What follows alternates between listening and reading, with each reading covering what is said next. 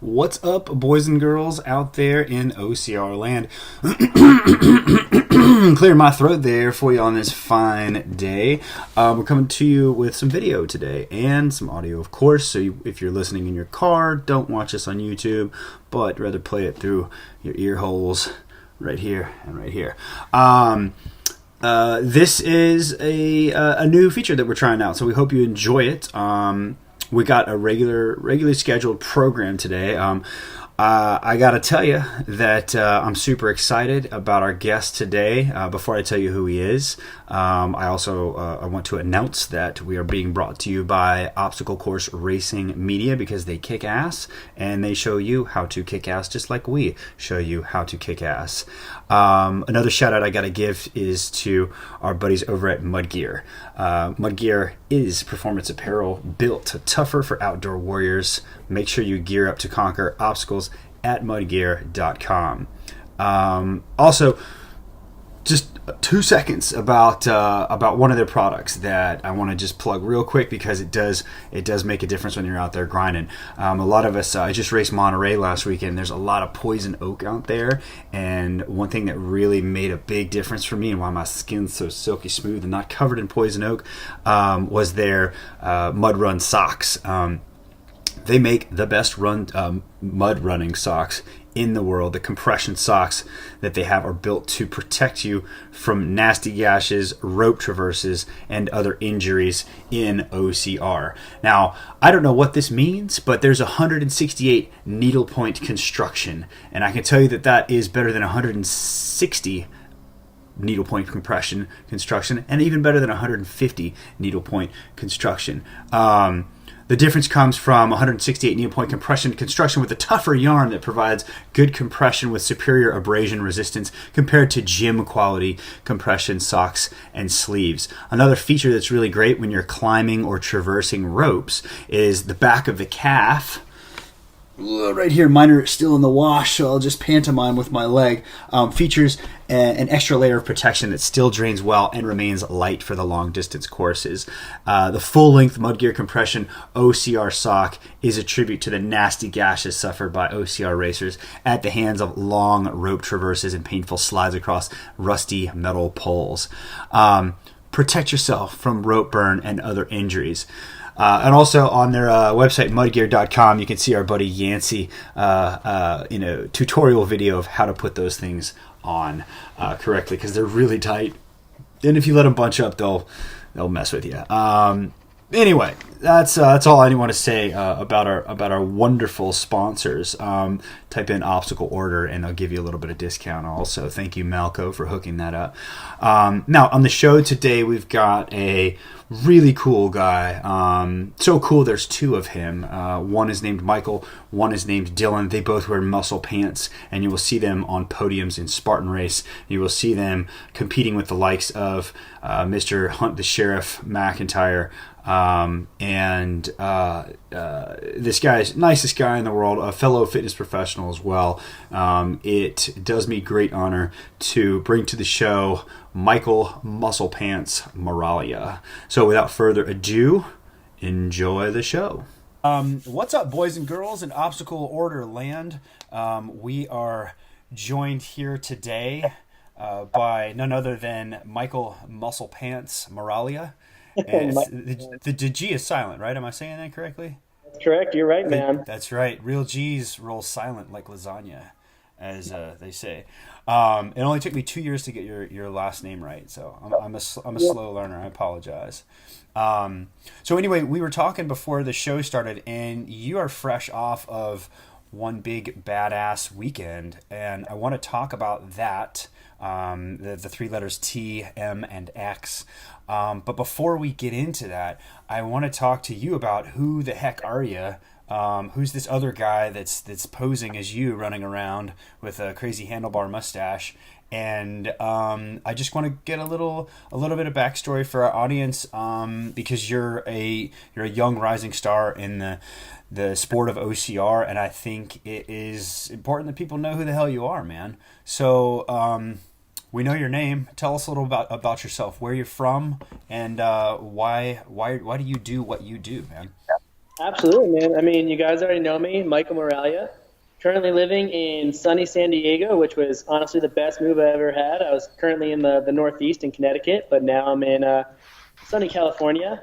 And yeah, it's really easy why I do this. I mean, I just love the sport, and it's always evolving into something better.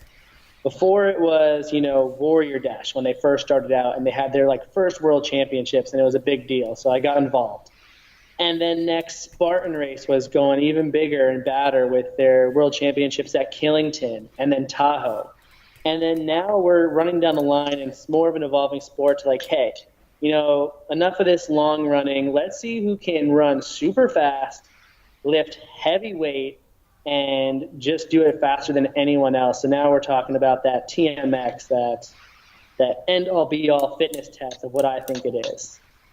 Damn right. So that's quite an evolution. Now, having come from, I hail from triathlon. I've been a runner all my life, and then I went to triathlon, and then I got tired of hauling a bike around. So I found OCR. A friend of mine found OCR, and then after like 3 years of just dicking around, I got more competitive with it, and now here I am, like, what is it, 2000, shit, like 8 years later.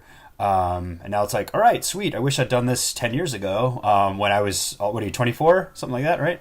26, man. 26. I swear to God, yesterday you were 24. You boys grow up so quick. Um, um, it's kind of that, like, that, damn it, I wish I would have gotten here 10 years ago when I didn't have age as an excuse. But what is the Warrior? I've never run a Warrior Dash. That's an Eastern franchise, and I got into. I'm from back east, but I got into this after being out west. I've heard nothing but good things about it. And before we go down this rabbit hole any farther, can you unpack for me why Warrior Dash is so badass? Warrior Dash was good for its time. I mean, it was more of just the introduction. Uh So huh. like I never was involved with Spartan Race or Tough Mudder or anything else, and one of the first ones I really did was a Warrior Dash, and it was kind of like your local 5K. You'd show up and they would sprinkle some obstacles in, and then later that year they were like, all right, you know what? We're gonna have a World Championship race and offer all this money. And once they said that, I was like, well, I think I'm fast. I think I can, go out there and compete with some of these guys. Yeah. Boy, was I wrong. The field was stacked at the time, and I was nowhere near an athlete that I thought I was coming from my rugby background, because that's what I did back then. Did you I was a really? young boy, run up and down the pitch all day. Boom! Check that out. Alumni weekend right there. Nice. Okay, I didn't know that. Yeah, so coming off of rugby, I was like, man, I can run pretty fast, but I soon learned it was not fast enough, and I needed to get better at what I was doing. Are you a fly half or wing? What'd you I play? was a anchor, man. I was a part of the forward pack, but still running around. Nice. I was right lock myself, just using this big ass of mine to push people away. Um, that's great. That's really cool. All right, so you found out that you had some work to do when you first jumped onto Warrior Dash onto the OCR train. What was the most sobering thing that you learned about when you completed that first Warrior Dash? And how'd you do compared to the rest of the pack? Yeah, I mean, for my first one, I took third place, and That's you that's a podium. That's something to like brag about.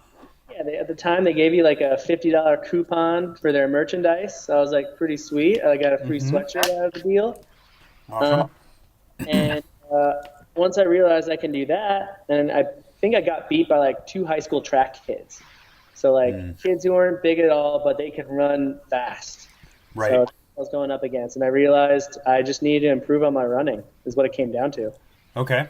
And you've definitely been doing that. This was what? How many years ago was this, by the way? This was 3 or 4 years ago. Okay. Cool. So 2015, something like that. Yep. Got it. Okay.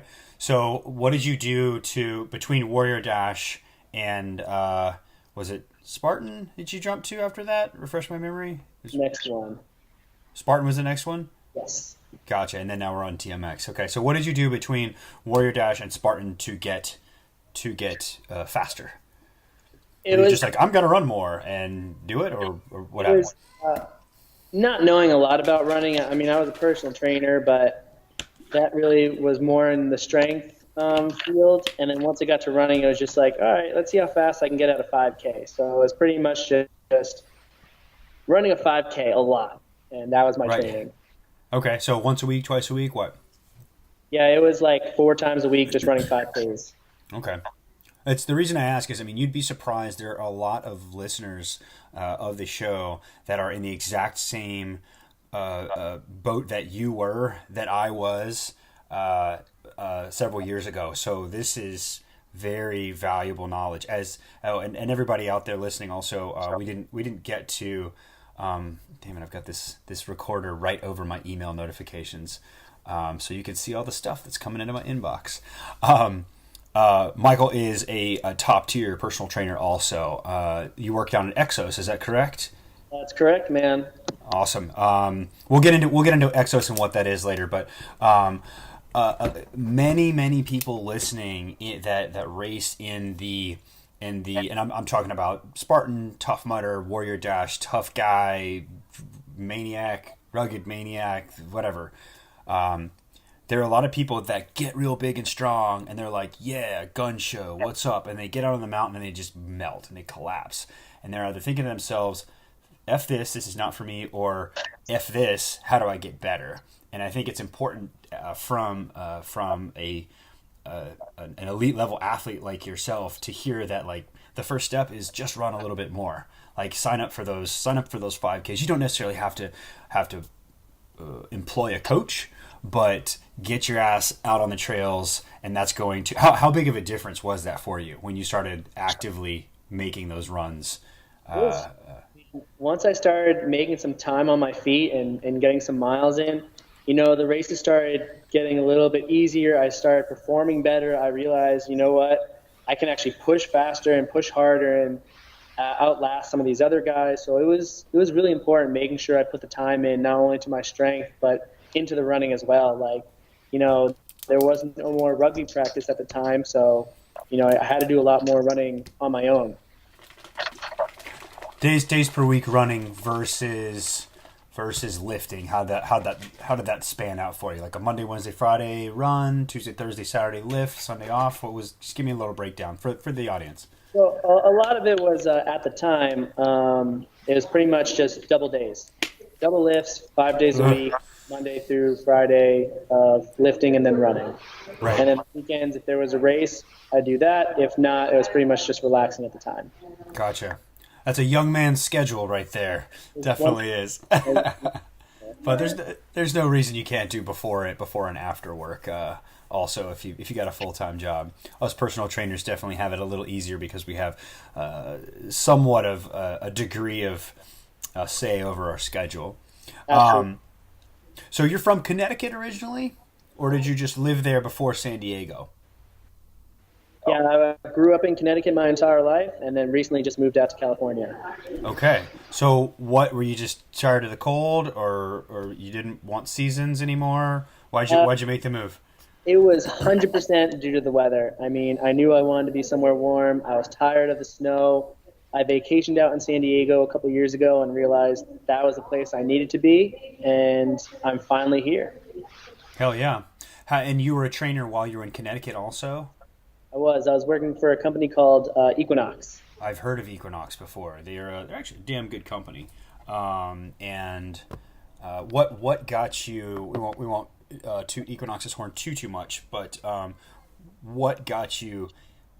What did you do before you were a trainer?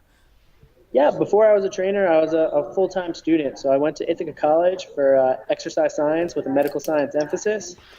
Pretty much had a plan to be a doctor. I wanted to kind of go the route towards an anesthesiologist. Did my MCATs, applied for schools, and then somewhere in that process I realized, I don't necessarily want to be a doctor. I don't agree with all the values of what they're doing. I didn't want to be in school for pretty much 8 years with a bunch of residency and all that time. And then my friend was working for Equinox, and he was talking to me a lot about it, and it kind of, showed me that, these are a lot of my interests that I want to be involved with. So once he kind of laid it out, I knew right away that I wanted to follow fitness and kind of see how far that can go for me. So that's funny. I have a similar story, but this isn't about me. We'll get into that later. Um, when you said that you got a degree in exercise science and with a medical, what was the Medical science emphasis. medical science emphasis? Gotcha. And that's just kind of like a pre-med path. That is, yeah, definitely a pre-med path. Extra Okay. chemistries, biologies, biochems, and stuff like that. So you're no dummy, basically. But, I said so. You're no dummy. yeah, no, Um, that's right. No, one thing that really interested me, Michael, that you mentioned, and I think that you and I probably think along the same lines with this. When you said you didn't want to be a doctor, because your student loans are going to just go through the roof. You're going to be paying those off for probably 10 years after another 8 years of school. Exactly. Was the thought processes and application of the mainstream medical field. You said you didn't agree with them. Can you unpack that for me a little bit and expand? It's more about, you're shadowing these doctors day in and day out because you're just trying to build up time and see, what field you kind of want to walk with the medical side Mm-hmm. because there's a large variety that you can do. And then after talking to a lot of these guys, they're just, in my opinion, just cash cows. Putting people under surgeries that they really don't need to be, doing extra things just to make extra money that's not needed. And my values weren't really lining up with that. And that's kind of all I saw on the medical side was people just doing extra things and convincing people that they need to. And I think that's why I kind of fell more with personal training because you're trying to avoid all those extra surgeries and do as much as you can working through ranges of motion and stuff like that in a Right. more perspective. Right. Yeah. So I mean, let me foreshadow with. I feel that modern medicine is very effective and downright wizardry as far as when people need like, oh, I have cancer, let's treat that. Oh, I have some sort of really debilitating disease, but I really I couldn't agree with you more when you say that there are so many unnecessary overprescribed treatments or medicines or these medical practitioners have been conditioned and kind of bribed in many cases to sell products. And a lot of times it's, I mean, case in point, I was reading an article yesterday that just questioned it. It was, I believe it was from the New York Times, and they did an expose on mammograms, and the whole point was like, oh, maybe mammograms aren't necessary, and the downside of getting them is more detriment than the benefit. So, our bad. If you've ever had my mother-in-law is a survivor of breast cancer, and my wife has had mammograms done, and that shit ain't cheap, man.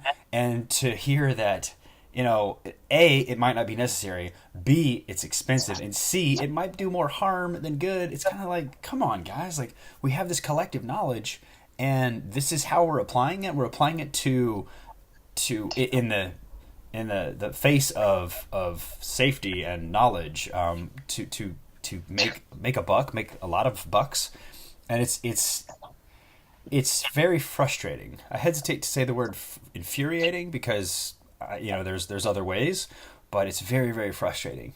So yeah, that's one thing that brought me into the health coaching field also. Anyway, so you moved from Connecticut and you said bye bye to Equinox, and now you're in San Diego and you're working with Exos and the is it the Skills Laboratory also, the Skills Home, Not or is the that the new? brand new home at the Southwestern College, so it's Got it. Excel's community division. Okay, very cool. And then what's your day to day look like? Describe, is the facility anything like the Skills facility? And guys, everybody listening, we're talking about Skills, SKLZ, the yellow sports equipment that you see in like Target, Dick's Sporting Goods. You can get them everywhere. They have the cool little shit that you can, SAQ equipment, baseball rebound stuff, golf equipment. That's the headquarters that I'm referring to. That's also in Carlsbad, I think. Yes. Really close to San Diego. Is it anything like the Carlsbad location, or is the setup different? It's similar and it's also different. So a lot of the equipment very similar. Okay. Space, because we're looking at a community, it is enormous. There's multiple classes, multiple extra rooms with extra Queen-X and suspension system stuff going on, I'm sorry, and did then you you say have Kleenex? Queen-X. So it's just a rig system. Oh, I'm not familiar with that. So yeah, it's Queen. just Spell that for another me. rig. Um, And yeah, a bunch of different suspension system setups, your Olympic weightlifting platforms and everything. So it's a large facility, definitely So bigger it's than the ones in Carlsbad. so is it it's and forgive my ignorance here. It's more of like a big box gym rather than a like the the Carlsbad facility. Exactly, because now we're Got it. dealing not with just like specialized teams and athletes. This is the entire community, everyone from students at the college, or we're talking to people like who are 70 and retired. That's great. And so, how do you? So, this to paint the picture for all the listeners out there, the Exos facility where I did a lot of my education, you'd look up and see. I mean, you couldn't take pictures of the training board because there were, NFL players, MLB players, NBA players with millions of dollars in contracts to their names, and their programming was up on the board, and that is a direct correlation to their worth, their net value. And if you were to take that proprietary information and take a picture of a friend and who happens to be standing in front of that, you get in very big trouble. Um, it sounds like it's a little bit different setup, but nonetheless, Exos is a fantastic name to work for, and it sounds like you're thriving while you're also thriving in the OCR community. Yes. Absolutely. I mean, this gym just opened on the first. Oh, So the first like 8 days ago. is for personal training, and yeah, man, there's So it's well, I'm sorry, it opened 10 days ago. yeah, that's right. Oh, so when I saw you in LA at the Sprint, that was like you guys were doing pre-sale for PT and memberships and stuff like that. Training, yeah, absolutely. Wow, what's that like? Like that's It would just be getting all the trainers together, making sure they know their basic protocols from day to day, because not uh everything's 100% set up. So we're making sure we kind of know how to deal with things that aren't there, dealing with electronic systems that are still up and running, and making sure we're still abiding by the college rules as well. Interesting.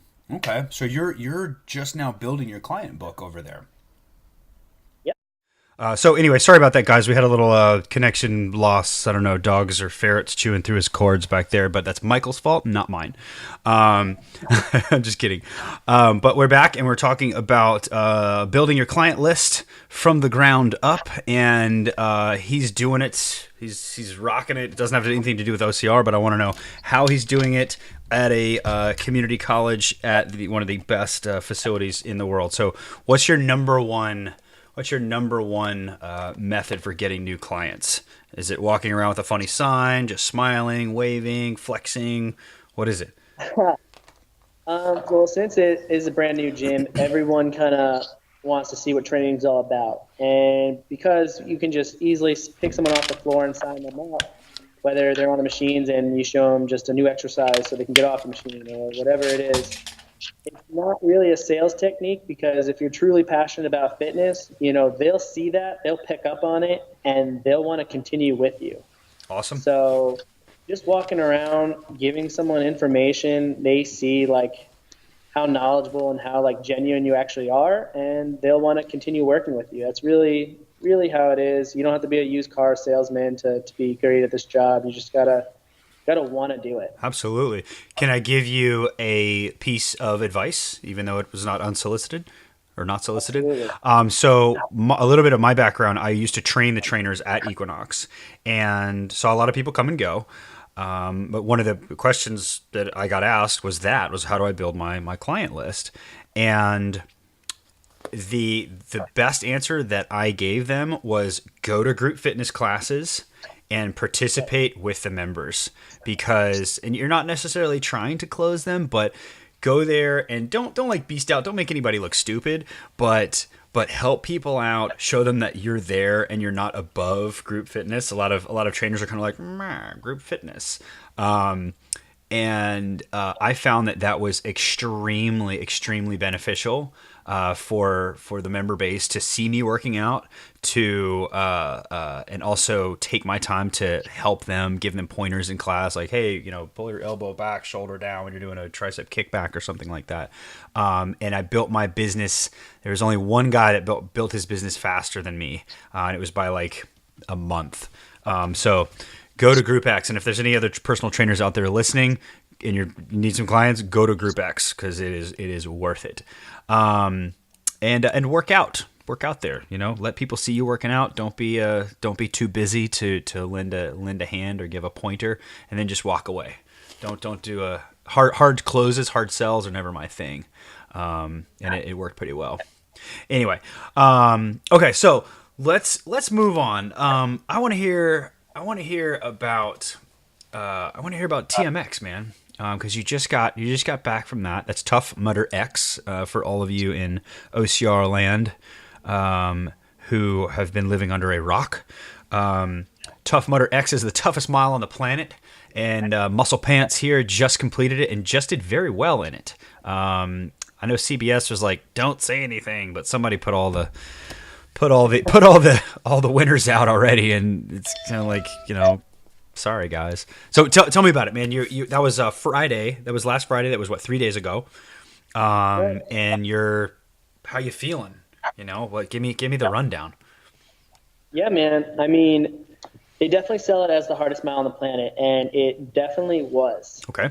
And there was every single emotion under the sun. I was feeling it from arriving Thursday, going over the course preview, to Friday, and then even Saturday. So, we arrived there Thursday night just to check out the course, and they're giving us our athlete debriefing and giving us our movement standards. And then they give us a time to go check out the course. Okay. So checking out the course, and already people are getting injured. Yeah. I don't know if anyone out there knows Michael Mark. Achilles Popped it. Poor guy. Yeah, some people had issues with tearing other tendons. So luckily I had my coach there. And he was like, you know what? People are getting injured. If you already ran once, get out of here. Go sleep. Now, was Ian – so Ian Hosick is your coach, great guy, friend of the show, and actually my former coach also. What was Ian competing, or was he just there to hang out and say, and coach? Ian was there purely as a coach that day. Solid guy. That's why we love Ian. He's a good dude.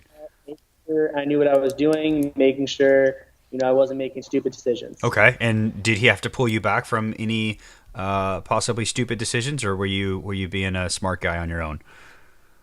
Yeah, I mean, I kind of wanted to stay on the course because, this is all new. It's all fun. I wanted to stay out there. And he's like, you know what?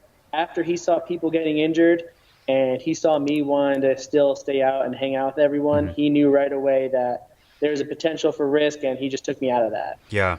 So he go home, go sleep. You got your warm up in, and that's it. Okay. And did you? How was your sleep the night before something like that? Typically sleep's pretty tough, especially when you're traveling to hotels. It's not the same bed. You're not having the same food because now you're going out and picking up something different. But for that night, it didn't bother me. I was super tired from the flight, and that's a whole nother story in itself. But okay, what? Why? Why? I mean, this is the time for stories, man. I mean, why was your flight? Wednesday night, so I got into Baltimore at 5 a.m., then drove down to Virginia. Ooh.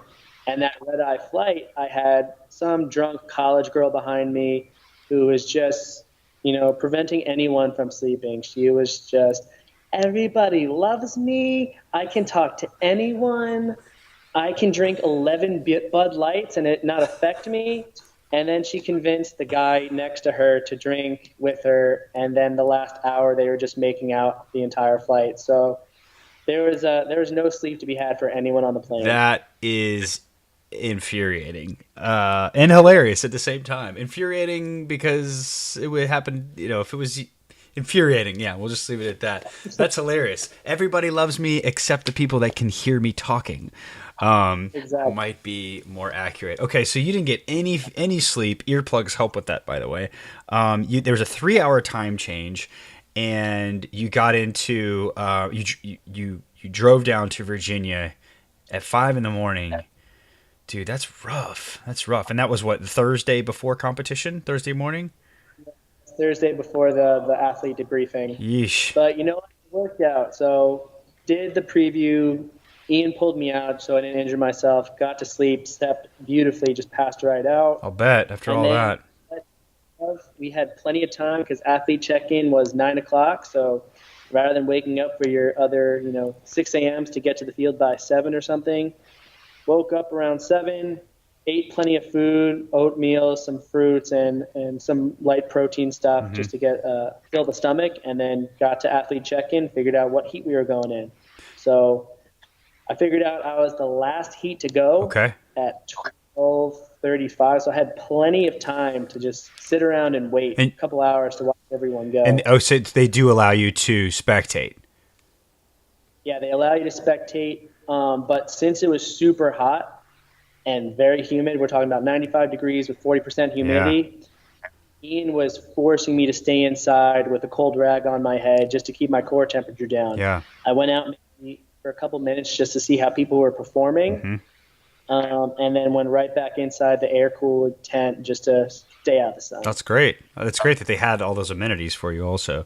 So without now, I watched the breakdown of the course. I guess I didn't actually see it live. Because I was in the car driving to Monterey. But I would have loved to. So I'll have to wait till July or something like that, or just talk to everybody about it. But were there any movements that were? I know Michael popped his Achilles on just the tip, or hang tough, was it the one where you jumped to a rope? It was a leap of jump over water onto a 60-degree angled wall where there was ropes. Gotcha. That is poor guy. We're gonna have to get him on the show to discuss that, but he's if there's anybody that can deal with a psychological kind of mindset that training for something that long will put you into, it's Michael, because he's so intelligent. We got to give him a call, send him a card or something like that. So was there any, back to my original question, sorry, I sidetrack a lot. Was there any movement where two-part question. Did they tell you the movements in advance? And were there any movements where you were like, shit, I don't know how well I'm going to be able to do that? Yeah, so they told us all the movements in advance. Okay. Except for the final round. Except for the what now? Final round, so for the prelim and the semifinals, we knew all the movements we had to. They explained it. They gave us the movement standards. Okay. Once the final came around, that's where they changed just a couple movements, and we found out just beforehand. Got it. Okay. Through the first prelim and semifinals, I felt very confident. I've been training all those movements throughout the entire year, so I was very confident. And none of them really threw me for a loop, so I was feeling pretty good. Nice, man. And from the results, you did very well. Also, you came in. Why don't you tell us? I think you're allowed to tell us, aren't you? I can be somewhat specific. I think Sure. I won't get too specific into times, but yeah. I was the last heat to go, so all I needed to do to make the semifinals to get that top 20 placement was hit a time around 16 minutes. Okay. Now So on the back of my head, I was like, you know what? That's a very doable time. The fastest time of the day was 13 something, and the slowest was the time cap, 20 minutes. Got it. Okay. Now, if I'm not going to get specific here, but your placement did not have 2 digits in it. Is that correct? That's right. Nice. So well done. I was going through. I was feeling great. My thought, I was pacing the entire time. I wasn't pushing. Okay. It was very relaxed for me. And really? I get Wow. into the second zone, and Ian's screaming at me at this point. He's like, "You're going too fast. You can walk to the finish line from here. Don't push yourself." And in my head, I'm like, I'm almost walking in my head. I'm not really pushing. I'm feeling great. The heat's not affecting me, and I'm not getting fatigued. So I just continued what I was doing and kind of ran what I thought was paced out. And then next thing I knew, I crossed the finish line. Everyone's looking at like their timer, like, did he just do it? And apparently it was the second fastest time of the day. Nice. That's great, So man. right behind, Right behind what now? um, I was right behind Hunter McIntyre. He had the first fastest time of the day for the prelims, and I was the second fastest. That is amazing. This is me That clapping. was You can see it on video. You don't have to just listen. Fantastic. Very nice job. So the prelims, are they in the morning and you compete again in that day, or is it prelims one day, finals, championship rather, the next day? Yeah, so the prelims happened in the morning. Mm-hmm. You got another 2 to 3 hour break.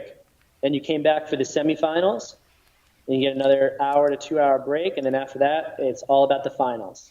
That's awesome. So all those 3 runs were done in that one day. So what did you do in between prelims and finals? Were you just resting, ice packs on you, or just walking around, high-fiving, texting, tweeting, what? Yeah, so after prelims, Ian pulled me aside again. He's like, "Hey, I really need you to stay out of the sun, get your body temperature to cool down because it was getting hot and the heat was affecting a lot of the athletes out there." Mm-hmm. I went back to my hotel, which was a mile down the road, dunked myself in the pool, stayed in the pool where there was shade. So I drastically decreased my core temperature. Yeah.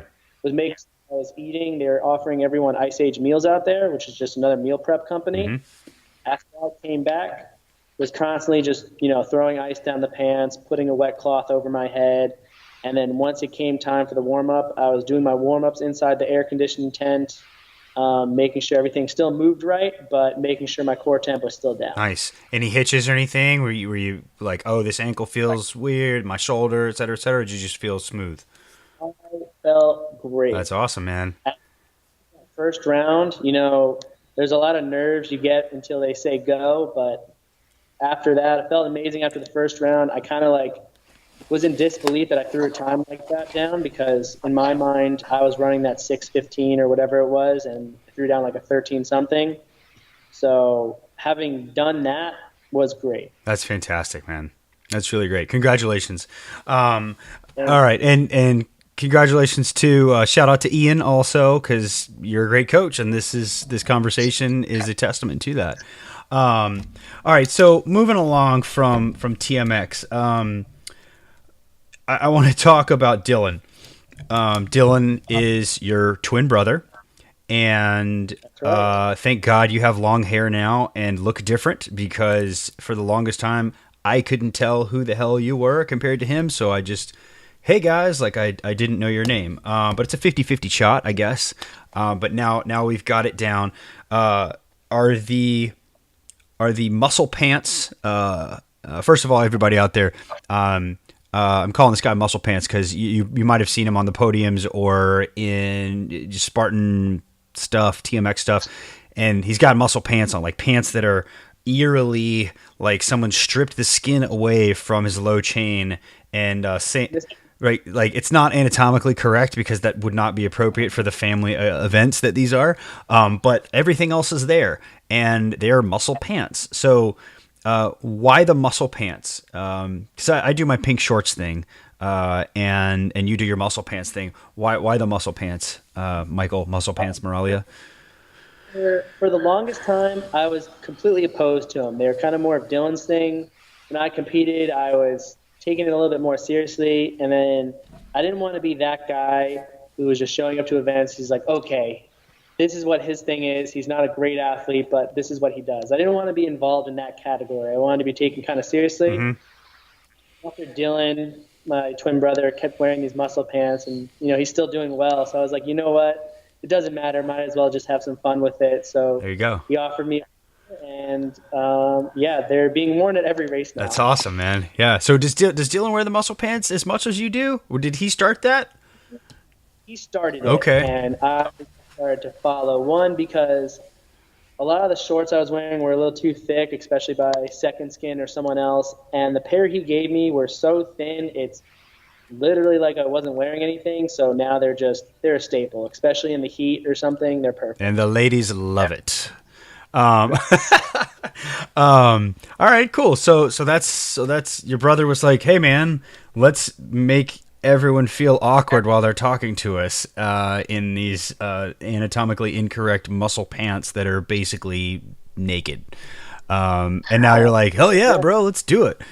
All right, cool. I can respect that. I have no reason for wearing my pink shorts except that actually I do have a reason, but we'll get into that later. Um, so so Dylan Moralia and you are both top level athletes. It's you got. Is there? What's that like having a twin brother that people probably confuse you with that that competes at the same level as you do? What's the competition like? What's Thanksgiving dinner like?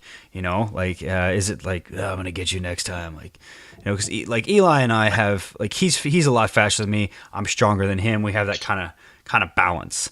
But you guys are literally kind of the same person. I mean, you have different personalities, obviously, but like you came from the same mom, same dad, and what's that like, man? We grew up our entire life together, same exact friends. We went to the same college. We played the same sports. So we're pretty much an identical carbon copy of each other. I mean, we both competed in the exact same sports. We're competing in the same sports now. Um, our training is pretty much similar. So there's no reason why, I should be beating him all the time or he should be beating me all the time. There's always kind of a mix of who's outdoing each other on what particular event. And competition wise, it's just friendly, man. Yeah. Like, it's never, oh, I always have to beat him. It's more about still what everyone should be worrying about, beating themselves, because that's where the real competition arises from. And that's where you'll progress truly as an athlete rather than comparing yourself to other people. Yeah, well said. We'll compare ourselves to each other every now and then, but for the most part, if he's doing better at a particular lift or run, I'll give him that. That's what he's been doing. He's been focusing on it. There's still things I need to work on myself to be better, not always comparing it to someone else. So from a competition standpoint, it's any other competitor in the book. Okay. But we just happen to be about best friends. Yeah, that's great. And that you bring up Thanksgiving dinner because there is always a challenge.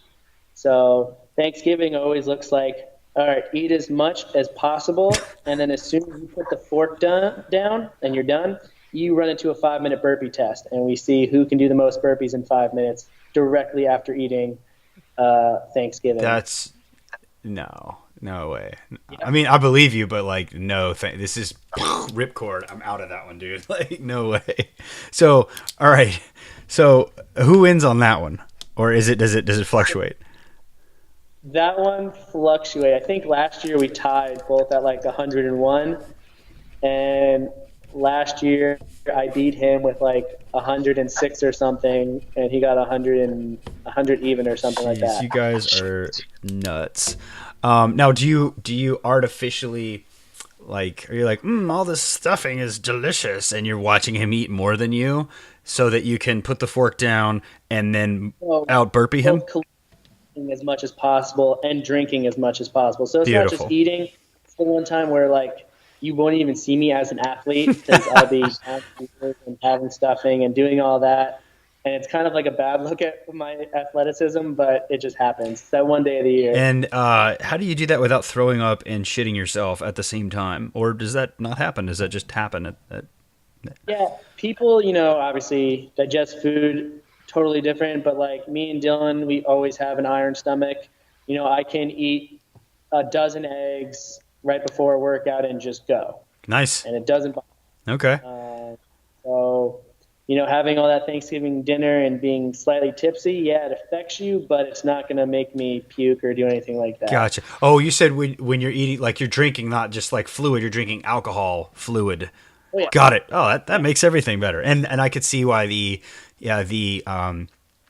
urge to compete might be a little more elevated than if you were just eating and drinking water. It's just like, let's go to sleep. But if you got a bourbon in you or something, it's like, let's go, let's do this. All right. Okay, so let's talk about. I got one more One more question, and that is when. What are you doing now? What are you doing next, man? Are you going to be in Dallas this weekend? I'm actually not going to be in Dallas. Oh, okay, good. That's one less person I have to worry about beating me. Here is a great setup. So anyone who's going to Dallas, have fun, because out of all the stadiums that Spartan offers, AT&T Dallas Stadium is by far that is the highlight of the stadium races. I've been on the podium for the past 2 years at Dallas, and unfortunately, I have to sit this one out. Yeah, well, that's okay. Thanks. You're going to make me look that much better by not being there. I appreciate it. Dylan, you got to get past Dylan. But right, exactly. He's not there. I've got to get past everybody else because it's it's part of the U.S. Championship Series, the Stadium Series this year. I don't know what the actual title is, but everybody and their mom shows up now. So my awesome 8th place gets bumped back to like 25th, which, whatever. It is what it is, man. I'm still having fun with the sport. All right, man. Well, I'll tell you what. We're coming up on a good amount of content here. I want to respect your time, and I just want to ask, what do you tell? Because your clients are going to be listening to this. And by the way, you're going to get the obstacle order bump. People train with this guy as a veteran of 11 years in the fitness industry. I can tell you, this guy right here, right there, this guy. I'm pointing to you on my screen. I don't know if it's the same. It's probably not.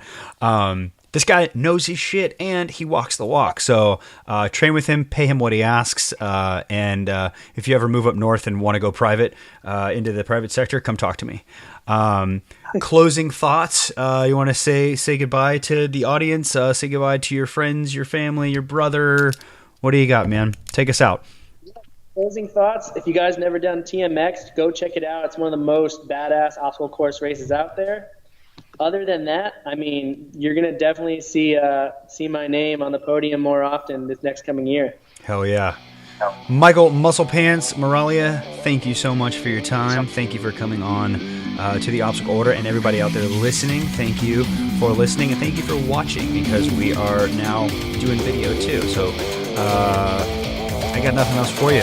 Obstacle Order out.